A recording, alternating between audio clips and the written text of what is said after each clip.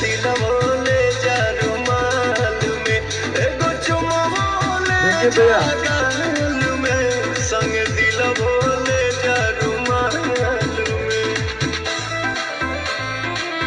बहुत ही प्यारा अंदाज।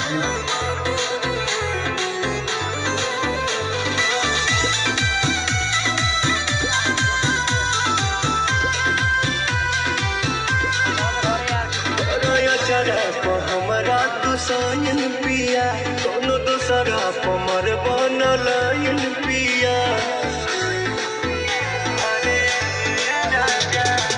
बिहना केहू के हमार वाला हट हो हर के जात होई होइए जाला सट हो सातो बचन वाला भोले हो सजनवा लजिया बचै हमार हाल में चुमा ले जा गाल में संग दिलवो ले जा रुमाल में एगो चुमा ले जा गाल में संग दिलवो ले जा रुमाल में। आरो से ना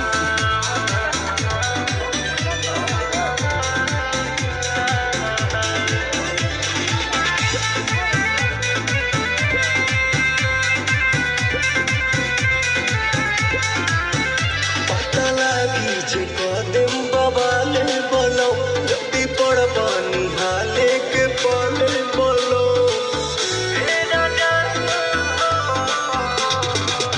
आँखी में हमारा जे आवे